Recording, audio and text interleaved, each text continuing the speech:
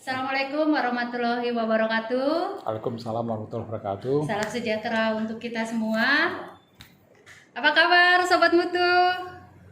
Oke, hari ini kita akan melaksanakan quality sharing. Ini adalah channel kita yang pertama nih Pak Budi. Ya. Yang akan kita bahas mengenai konten-konten atau isu-isu mengenai kegiatan inovasi dan improvement. Jangan lupa untuk subscribe, like, and notif. Nah, perkenalkan di sini saya Rita Duyana yang akan memandu acara ditemani oleh Coach Budi Hartono. Halo. Apa kabar Pak Budi? Baik. Sehat. Ya, sehat. Kita 1 meter kan? 1 meter ya, Protokol, tapi kita nggak pakai protokol. masker nih.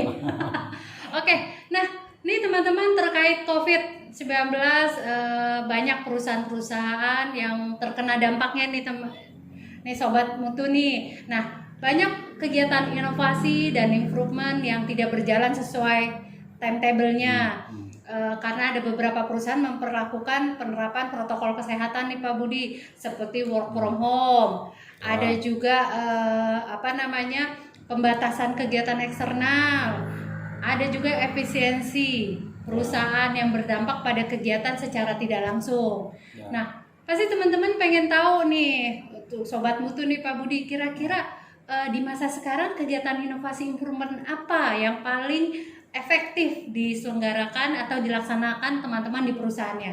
Mungkin Pak Budi bisa kasih bocoran nih Pak Budi. Ya, siap. Jadi begini ya, Rita ya. Jadi saat ini kita sedang ada di era wabah COVID-19 ya. Jadi banyak sekali perusahaan, organisasi terkena dampak. Jadi kita nggak bisa seleluasa waktu itu.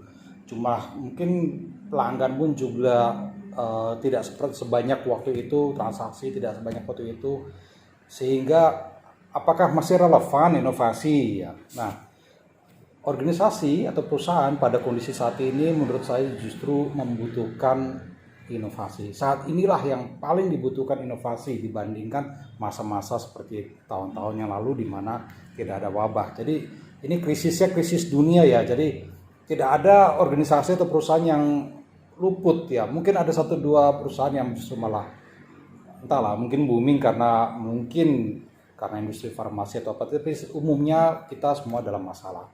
Sehingga kita perlu pendekatan baru, perlu strategi baru dalam bisnis. Nah, idenya dari mana? Daripada kita pusing cari ide atau apa, setiap organisasi, setiap perusahaan bisa memberi kesempatan pada seluruh anggota perusahaan ya, anggota organisasinya, pada karyawannya untuk sumbang ide.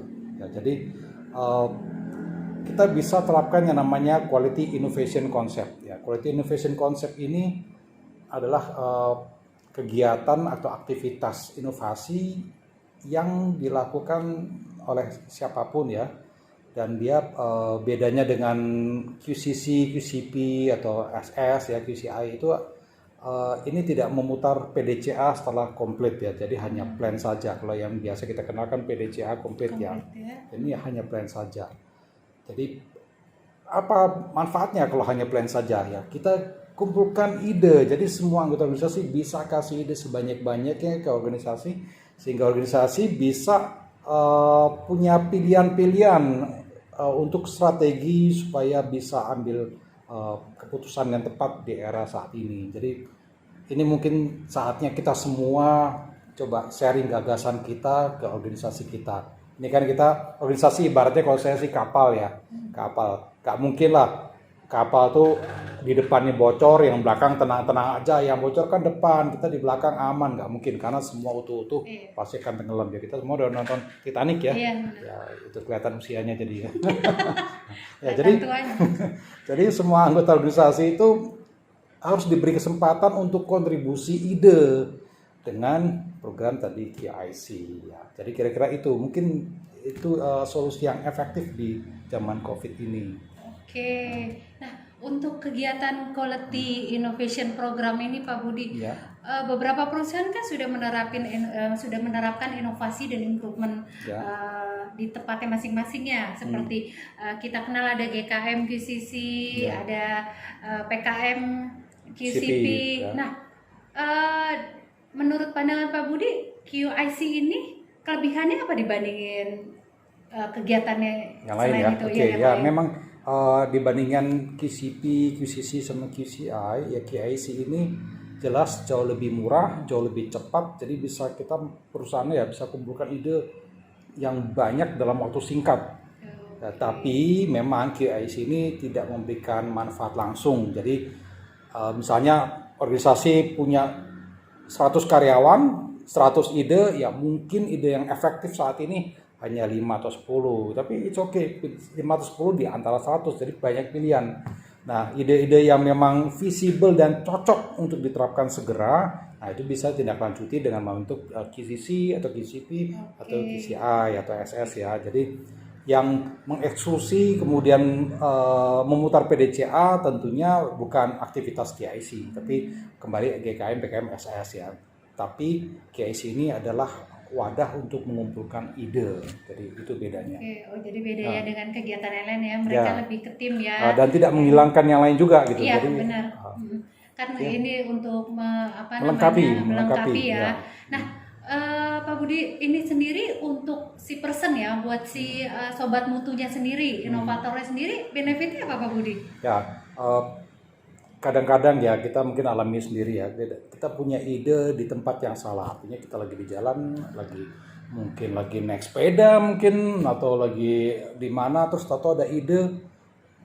Kalau kita tidak ada QIC, mungkin ide itu akan hilang, akan lupa. Dan kalau kita mau terapkan dengan misalnya SS, kan prosesnya panjang, jadi tahapan PDCA itu panjang, jadi ide-ide yang bagus itu bisa hilang, bisa luput, sehingga kita perlu ada wadah, ada sistem yang bisa mengumpulkan ide itu ya, QIC itulah. Jadi inovator bisa memberikan banyak ide, sebanyak-banyaknya ide. Tentunya nanti manajemen akan memilih ide mana yang efektif untuk saat ini, atau mungkin baru efektif mungkin 5 tahun lagi, bisa aja gitu. Jadi ide itu kita bisa sharing apa aja yang ada terlintas ide kita lakukan analisis, kita sharing, kita propose ke manajemen supaya manajemen ada pilihan. Dan harapan saya sih juga manajemen dengan sistem ya memberikan apresiasi untuk setiap ide ya sesuai dengan grade-nya ya, artinya mungkin ada ide yang sangat bagus ya mungkin apresiasinya lebih tinggi gitu. Kira-kira itu manfaat buat inovator. Oke. Nah, setelah mungkin kegiatan QIC disosialisasikan di perusahaannya, Coach Budi. Nah, inovator kan sudah istilahnya udah store nih ya. Nah, benefitnya buat perusahaan apa Pak Budi? Ya, gini, buat perusahaan jadi punya banyak pilihan ide inovasi. Jadi dengan adanya QIC itu ide itu nggak hanya menunggu SS, GKM, PKM yang biasanya ambil waktu paling tidak mungkin kalau SS secepat-cepatnya 1 bulan, tapi biasanya 3-6 bulan. GKM biasanya mungkin 1 tahun 1 tema gitu kan. Jadi lambat sekali. Pada saat ini kita sangat butuh gerak cepat. Saat ini kita perlu beradaptasi dengan sangat cepat. Sehingga QIC ini bisa jadi ide generator ya, jadi mesin ide. Sehingga organisasi, manajemen bisa mendapat ide sebanyak-banyaknya, pilah dan pilih mana yang efektif untuk organisasi saat ini. Jadi itulah manfaat yang didapatkan organisasi. Oke, Sobat Mutu, gimana sharing kita hari ini? Nah, kita bulan ini sepertinya ada acara e-learning terkait QIC ya. Oh iya, acara tersebut akan kami lakukan via Zoom tanggal 22 dan 23 Juli ini. Buat teman-teman yang mungkin ingin menggali lebih dalam mengenai kegiatan QIC, dan masih banyak beberapa pertanyaan-pertanyaan yang bisa dilengkapi bila mengikuti kegiatan ini acaranya saya ulangi tanggal 22 sampai 23 Juli. Untuk registrasi dan informasi lebih lengkap bisa menghubungi nomor yang tertera di bawah layar. Nanti akan kami bantu untuk registrasinya Pak Budi ya. Nah, buat teman-teman yang juga masih ada pertanyaan nih, mau cepet bisa tulis di kolom komentar.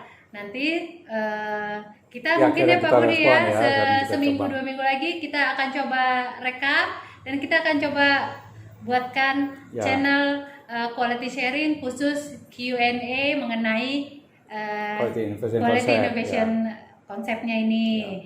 Nah, buat teman-teman sobat mutu, semoga quality sharing kita kali ini dapat bermanfaat.